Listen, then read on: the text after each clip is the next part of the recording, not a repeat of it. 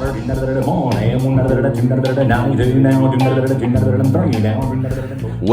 to the Better Bid Calling Podcast, a podcast designed with you in mind. Our goal is to make good auctioneers great and great auctioneers better through education and motivation.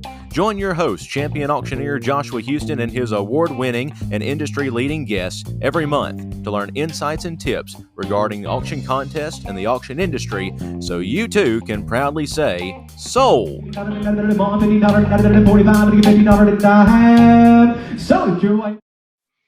Welcome, everyone, to another episode of our Bid Calling Podcast. I am joined today by Michael Imbrogno. And when I say it's my honor to be joined by you, Michael, it really is. Michael and I met, I guess, back in January at a WLAC quarterfinal. And, they say don't meet your heroes. And I have to say that's probably true for 99% of the time. But Michael doesn't know this, that I've watched him for a long time, been a fan of Michael for a long time, for especially the WLAC. And he is one of my auction heroes. And when I tell you that he is just as genuine and kind and encouraging as you're going to see him be today, man, that means a lot to me. And it really is an honor to get to be with you today, Michael. So how are you today? Everything going good for you? I'm doing very good, Joshua. It's great to be here. Thank you for that kind introduction. I'm blessed to have the opportunity to be in this business and look forward whenever I can to meet up and coming professionals in the business. And, if there's anything I could do to help them along the way, I'm more than willing to do so. Yeah, well, that's really who's going to be listening mostly to this podcast, are these up and coming guys. And girls, of course. I don't want to forget our ladies in the business as well. Michael, let's just go ahead and start out by kind of getting your backstory. How'd you get started in the auction business? What led you to this? So how I started in this business, my journey began at a very young age. I was 2 and 4 years old when I started learning how to auctioneer, and how I learned the craft is I was watching World Livestock Auctioneer contest tapes that my father had purchased from the mid 80s. And so they would sit me in front of the TV and I would sit and watch hour upon hour different guys get up there and sell. And it got to the point where I could actually start emulating some of the auctioneers, and then got to the point where I could start chanting and selling. By the time I was 4, I was able to start, kind of chanting along, and then, from there it progressed. Professionally, I started working professionally as an auctioneer when I was 10, selling baby calves and a few weigh cows here and there, and kind of doing some little fundraisers here and there when I was a kid, and just kind of grew my love for the industry from there. And I've had the opportunity in my career to work at a number of livestock markets here in California, up and down the state, and that gave me a really great opportunity to learn the business from the inside out. And it's been a blessed career. But I will say this, that it would not be possible without my parents and their love and passion for this great industry. Just to kind of give you a little backstory on how we got in the business. My dad was a packer buyer for a packing plant for over 50 years. He started at the bottom in the early 60s. He was working at a packing plant hauling cattle, and worked his way up.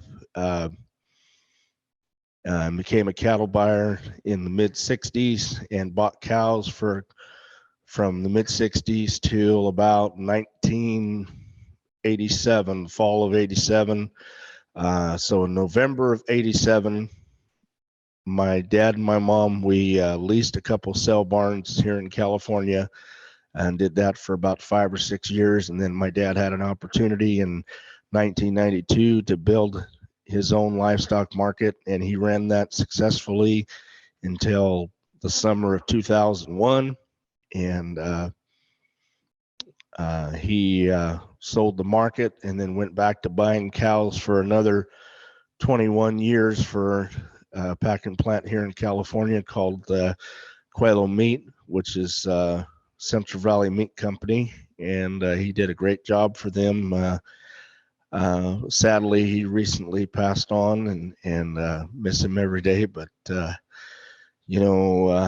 I credit a lot of my success to my dad and my mom. Without them, I wouldn't be here.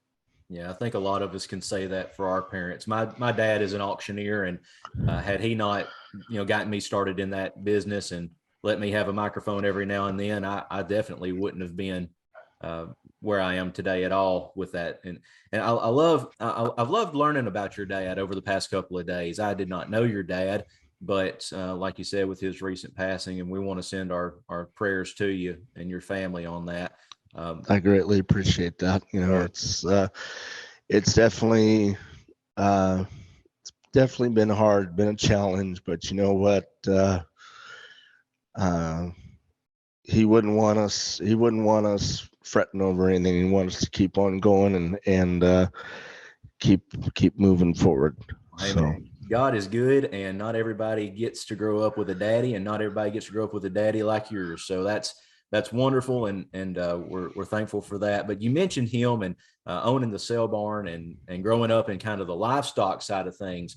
I think unless you are a livestock auctioneer as your profession, very few auctioneers grow up in the livestock business. I think a lot of guys get their license and think, oh, I'm going to go start selling cattle. Then they realize that's a little bit more difficult than what they might have previously thought. Now, I know you sell a little bit of everything. You have your own company, but you also do, I think you're selling at a different market every day, it seems like. So tell me. Go ahead. I do a lot of fundraisers throughout the year. I do a lot of work with Rocky Mountain Elk Foundation, with Ducks Unlimited, various FFA, Ag Booster, or dinner auctions, and different organizations. I also help out, probably 4 to 6 times a year at the different county fairs around the state, selling their junior livestock auctions. And for me, that's the best and most funnest livestock auction that I can do, because it's a way for me to give back to the community and give back to the kids and be able to help, these 4-H and FFA kids further their career and future in agriculture. And that's what it's about for me. It's about the kids, and it's about the future of agriculture. And for me, I love an everyday action of a sale barn, but for me, being able to help kids in these great youth organizations means a lot. Yes, sir. And I can tell that from having met you. And, you were the guy at the contest that was seeking out the young guys and the new guys. And that meant a lot to me as a new guy in that field. And it was just nice to get to meet someone who actually cared about other people. And that means a lot in this business. Well, let me ask you this, Michael.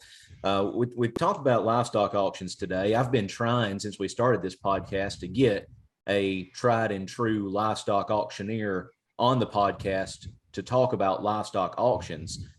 Tell me how livestock auctions differ from other types of auctions like real estate, personal property, farm equipment. It's a whole different environment. Talk about that a little bit.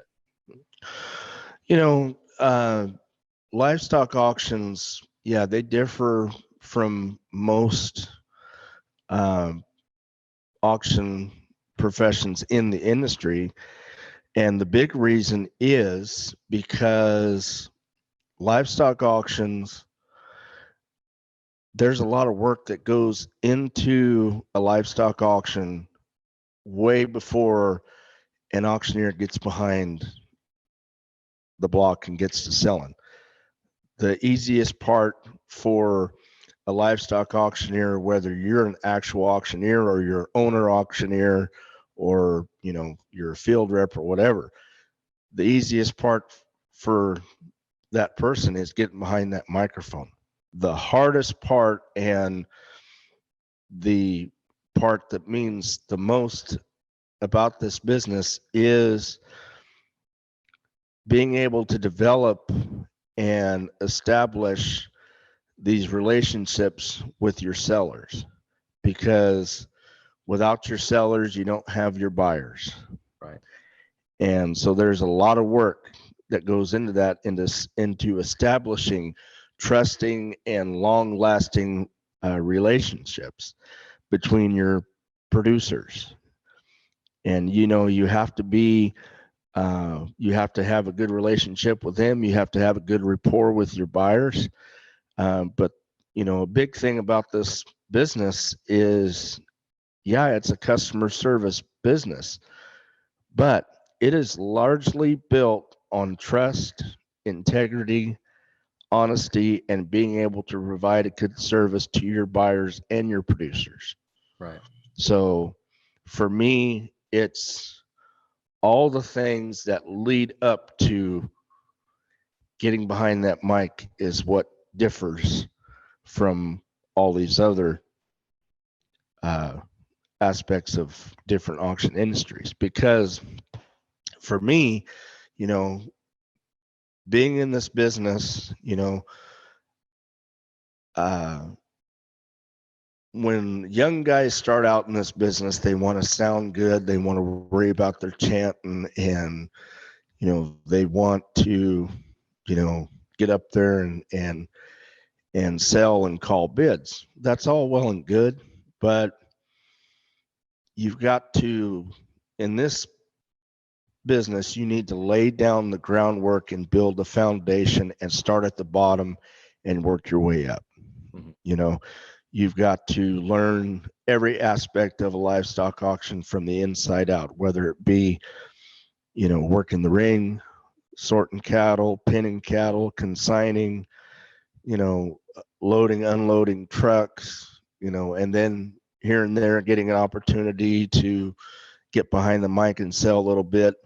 That's what gets you in this business farther than just getting behind the mic and calling bids. And I think that for me, you know, I've had the opportunity, like I've said, over the years to work at different markets and learn different styles of how a market is ran and how different things go on. And for me, I feel it makes me more diversified in what I do, because I could take something that I learned from here and use it everywhere else that I go. And, you know, that's what I kind of look for, you know. Yeah. We have a market not too far from where I live. It's probably, I don't know, 3-5 miles down the road. And I've been very blessed.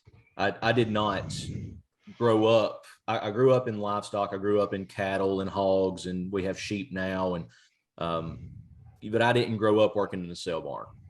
And I've been very blessed to get those experiences, to go to the sale barn and get to learn from those guys. And one thing that you mentioned that a lot of our guests on this podcast have mentioned is find someone who knows more than you and learn from them. That's kind of that. I mean, that's just the general gist of how to get better, is find someone who knows something and learn from them. Don't let any job be don't be too good for any job, I guess is what I'm trying to say.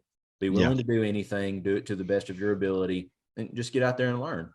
Well, that's, like I said, that's, you know, that's going to make you a more well-rounded auctioneer, is when you can get behind somebody and learn something and be willing to learn it, and be able to start at the bottom and, you know, work your way up. Because once you get out of auctioneer school, or you know, what if you're a self-taught auctioneer, whatever, but you still want to get into the business, you have to start at the bottom. Right. and work your way up. And I think that's kind of a misconception with a lot of people, is that once they go to school that they automatically think that they're going to get a job Yep. selling right away. Well, no, you got to put your time in like everybody else has. Right. And on that same note, before we move on, to the seasoned auctioneers that might be listening to this, don't be afraid to give those young guys or those new guys a chance. You know, they're looking for someone to learn under, and you may not need the help, but if they're willing to work and maybe work a little bit for free, and maybe as a payment get some mic time here and there, that's going to benefit you in the long run, I think. So it's all about opportunity and knowing how to take opportunity, providing opportunity and taking opportunity. So that's a great comment and a great segue into what we're going to talk about next. And that is, I know, probably one of your favorite topics, especially given that here in a couple of, well, is it next week that you're going to be gone to Florida, or 2 weeks, something like that? We will be flying out the week after next for the World Livestock Auctioneer Championship. This is my 6th time in the contest. I started competing in this contest in 2005. Just to give you kind of a back history of the contest, the World Livestock Auctioneer Championship started in 1963, and it is a contest that is put on by the Livestock Marketing Association, and it is their way to advocate and promote the livestock auctioneer and the livestock auction profession. They believe strongly in true price discovery, and this is one of their ways that they promote and advocate that. So from 1963 until 1967, the contest was held every summer in June, and it was held at hotel locations around the U.S. And then in 1967, it went to its first livestock market in Great Falls, Montana. And then that year after that, it's always been at a LMA member market in June. One of the qualifying from the 60s till about either the early or mid 80s, you could send in an entry form and you show up. And then I think about either 1987 or 1988, they started doing a video competition where you send in a video, 10-minute video of you selling, and there was a panel of judges that judged that, and they would select the top 30 from that video that you sent in. So they ran that from the late 80s till 2006. So 2005, 2006 were a couple of the last years that they ran that video portion of the contest. So 2005, I sent in a tape. I didn't make the cut that year. I sent in another tape in 2006 and made it to my first world contest at Escalon Livestock Market in Escalon, California. Had the opportunity for the first time to compete in my home state, and actually at one of the home markets that I grew up in and learned in. So it was a cool experience for me. And then from there, just started competing in the contest. I've probably been in 12 quarterfinals, and half of them have been ones that I've made the contest and moved on, and half of them I didn't make the cut. But all of them have been great experiences. Right. And that's what I look forward to the most. And this is something that I think everybody should kind of pay attention to is it's not all about winning. It's not all about the buckle. It's not all about, you know, the prize money or anything like it. It's not all about the glory. For me, it's about the friendships, the experience, and the exposure that I've gotten to get out of being involved in this contest or any of the contests that I've been in. To me, that means more than anything I could win. Yep, absolutely. And then just kind of go back to the contest. So from 2007 until now is when they started doing these quarterfinals. And they started the first 2 or 3 years. They would have them in 4 locations, and they would take the top 8 guys. And then from they would take the top 8 guys, so there'd be 32 guys, and then traditionally the guy that won the contest from the Canadian International Livestock Auctioneer Contest in Calgary would always get a bye into the contest. Mm-hmm. And then in the last 6 or 7 years, they've done it where they take the top 10 guys out of 3 quarterfinals, and that's who moves on to the contest. So I was fortunate enough this year to make it again into the contest, and it's something I look forward to. Yeah. It was a first time for me. It was a great experience, and I did not come away with any accolades for sure. But I'll tell you this: if you get dead last in an auction contest, but you meet good people and learn something, it's a good day. It's a win-win. And that's how it was for me. And I got to listen to a lot of my heroes, you being one, get behind the block and sell like your life depended on it. And I mean, it was just awesome. It was really, really cool to get to watch all you guys. So I appreciate that. Well, Michael, tell me a little bit more about, or tell our listeners a little bit more about the LMA, about what they do for auctioneers and for livestock markets around the United States, and why competing for the LMA means so much as a livestock auctioneer. So just to kind of give you a history about the Livestock Marketing Association. The Livestock Marketing Association was founded in 1947.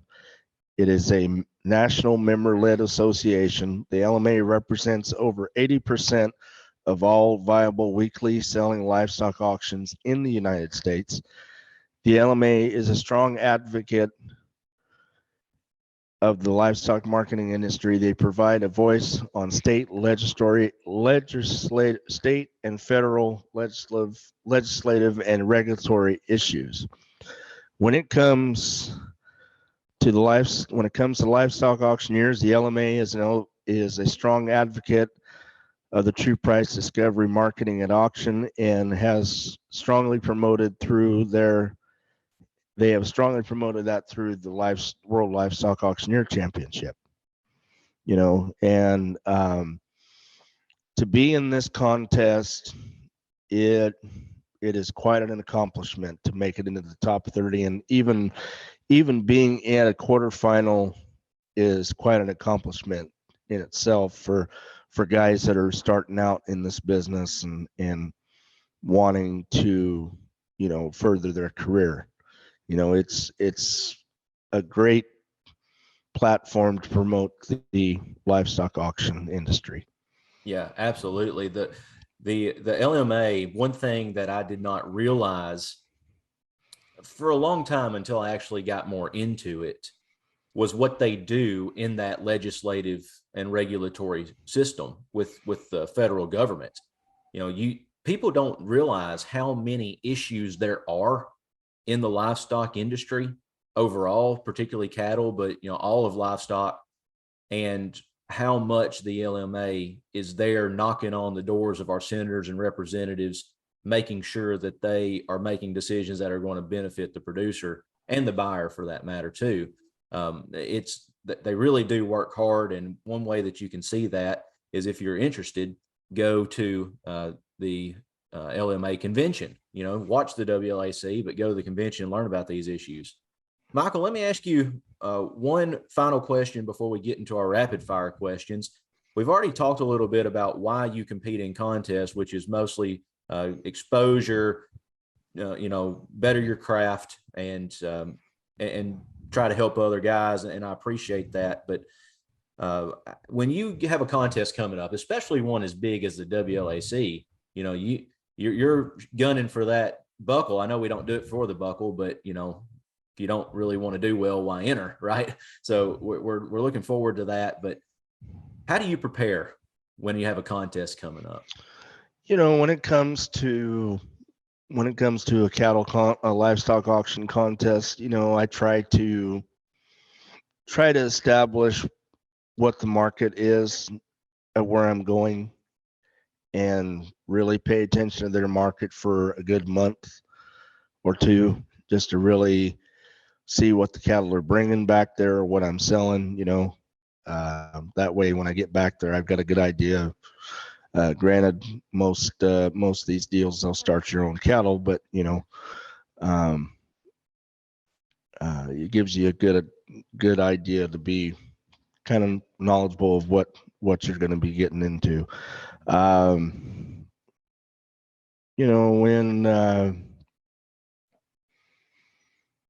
I just try to have fun, be relaxed, be professional, humble, kind, and respectful to everybody that I'm around. So, I mean, I don't know if you've probably caught on, but what you see with me is what you get. What you see is what you get. I'm not a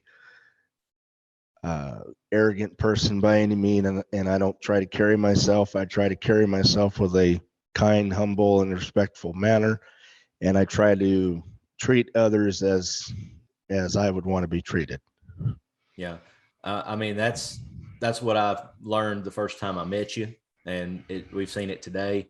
I can't tell you how much that means to me, because not everybody is like that, and more people need to be. So one more thing that I would add to that is, and this is something I learned from a great family friend that's been a cattle buyer for over 60 years, and that is dress like you're going somewhere and you'll get somewhere. So moral of the story is dress for success, feel confident, be confident, and that's kind of what I try to do every day. Yeah. I heard a long time ago, and you probably have too, that being confident is not the same as being arrogant. And I can tell when many guys get behind the block in a contest, which ones are arrogant and which ones are confident. And I tell you, one thing that I love watching you behind the block, especially in those contests, is how relaxed you are.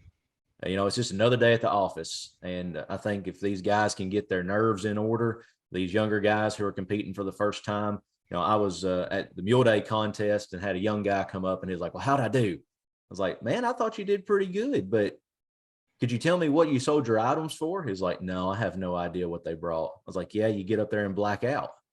Your body, your nerves kind of take over, your adrenaline takes over, and then it's kind of game over from there. So, hey, treat it like another day at the office, take one good deep breath and get to work." Well, Michael, I've got about 8 or so rapid fire questions. These are fun. These are just kind of fly by the seat of your britches questions. You as an auctioneer, you have sold predominantly livestock, but I know you sell other things. This could be livestock or anything else. What's the weirdest item that you've sold at an auction? There really hasn't been anything that's been very weird in my career. I've sold turtles, I've sold some snakes, I've sold chickens, rabbits. I saw a video on YouTube of you selling those small animals. That's how I got my start in selling livestock, was selling the chickens and the doves and turtles and chinchillas, crazy stuff. Yeah. No, it's, there's, when you get into those types of auctions, especially the small animals like that, you get some interesting items. Yep, absolutely. So out of the items that you've sold, and I'm including livestock here, is there one that sticks out to you, your favorite one that, if you're talking to people and you want to talk about something you've sold, this is the one that comes up? You know, on any given day, it for me now, it really depends on what the market's doing. When I'm selling cattle, we're in a time when it's a seller's market, and it's pretty exciting to get behind the mic and sell. And it's pretty exciting when you can get up there and sell weigh cows for $1.20.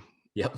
$1.20, and bulls for $1.30, $1.40. Sell 5 weight cattle for $2.45 to $2.60, and just for me, it's what an item will bring is what I think excites me the most, because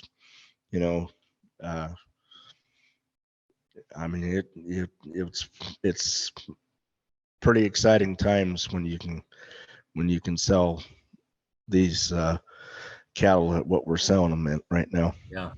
About 5 years ago, I wanted to learn how to sell cattle. And so that barn down the road that I was talking about earlier, we have a mutual friend who sells there.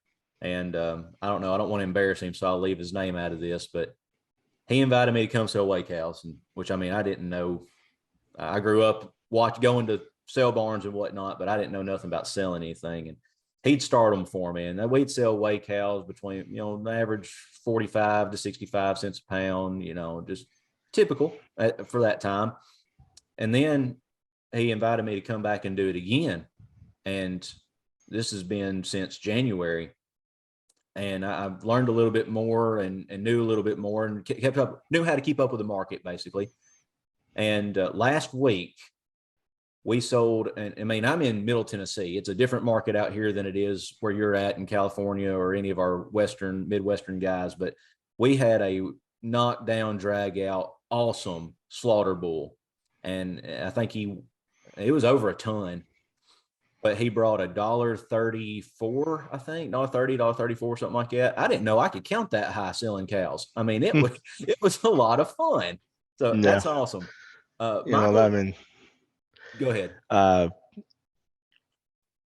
This year especially has been the year where I've sold weigh cows as high as I've ever sold in my life. Yeah. And the highest feeder cattle I've ever sold in my life was at a contest in 2015. I sold some 4-weight cattle for $3.37 a pound, and I sold some heifers that were red wide face heifers that were replacement quality, weighed about 660 for $3.07, $3.08 a pound back in those days. So I mean, we're reliving those days right now. Yeah. And may get, I don't know if better or worse is the right way to put it. It may get higher before we're even done. Yeah. But Michael, let me ask you another question. Is there a particular filler word that you use in your chant that is your favorite? Well, I mean, for me, I a lot of my chant is based off of Ralph Wade and Max Oliveira. So I use a lot of dollar bid an ounce, dollar bidder. I try to use I'm bid as my kind of my base and now, and so I mean, really, for me, it really all depends on what's going on in the sale and what kind of sale I'm doing. Right. Because you could change things up, and you could use different filler words or phrases to entice the bidding more, or something sounds better or works better. It just all depends. Yeah. Yep. Who's an auctioneer that you love to listen to? Well, I can say that honestly, they're in the in my career, there's been a lot of guys I've gotten to listen to, but probably my top 10 would be um, Ralph Wade, Max Oliveira, Paul Ramirez, Lynn Langvart, Eric Dries, Sisto Paez, Andy Baumeister, uh, my godfather, Joel Machado, his brother, Martin Machado, his brother, McGill, David Macedo, Skinner Hardy. Uh, there's just so many You got that a good I collection really, there. yeah, I mean, I really can't on both hands cannot count the the guys that I've had the opportunity to listen to. Yeah. I did a video the other day for the channel about someone had asked questions, and I did a question and answer. Someone said, "Who's the auctioneer you listen to driving down the road?" And I wish I could go back and re-record that, because I would put Michael Imbrogno in that list too. I love listening to you. You have such a smooth chant. Those are great, great auctioneers, guys. If y'all are looking for somebody to listen to while you're driving down the road, you better YouTube some of them. And I love asking that question, because we always get the same like 3 or 4. And then there's people that either, I mean, I've never heard of, and most other people have never heard of, but they're still like super, super good. I just love that. All right. I got 2 more questions for you. I know this whole thing has been a lot about giving advice to younger auctioneers, but what's one piece of advice that you would give a new auctioneer starting out? And let's say, besides start at the bottom and work your way up, let's talk more about like chant development, developing skills behind the block type stuff.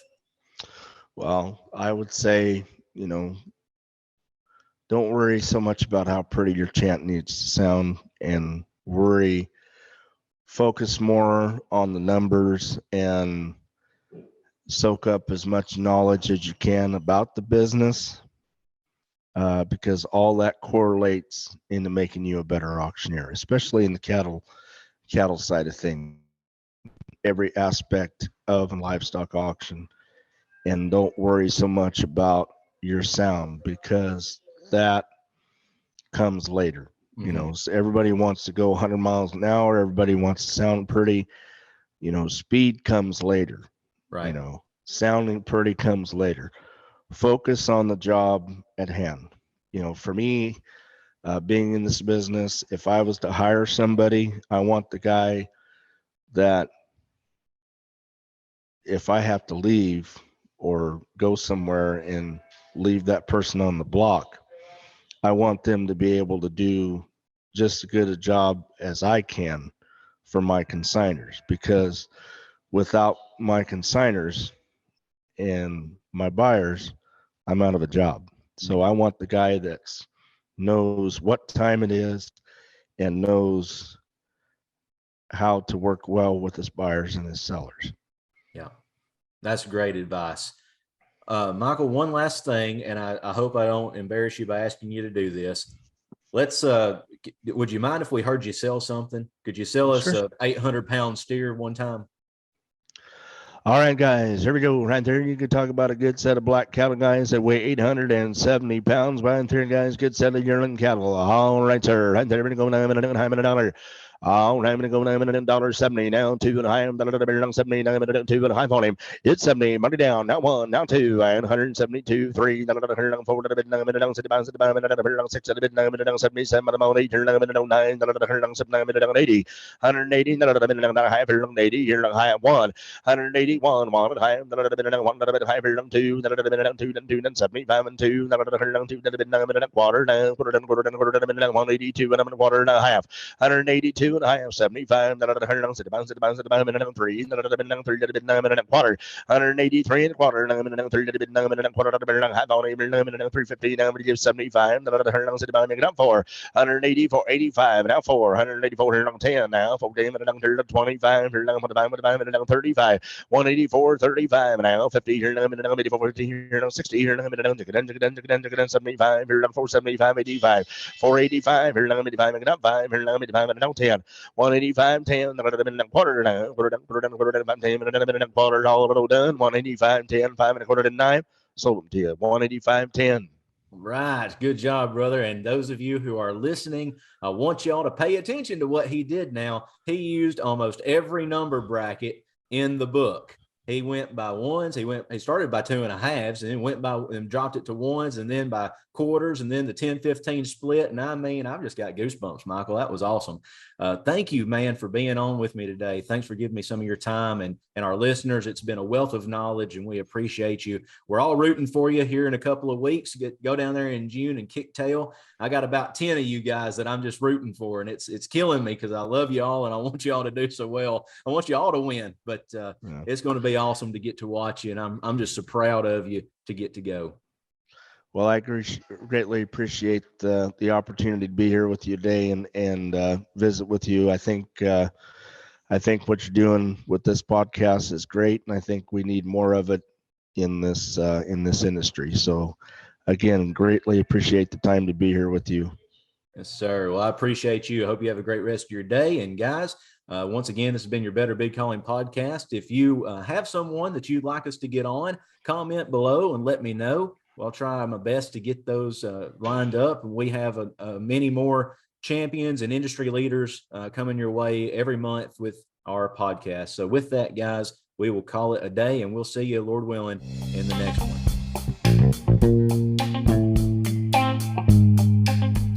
You've been listening to the Better Bid Calling podcast. If you would like to sponsor an episode, please contact us at betterbidcalling@gmail.com.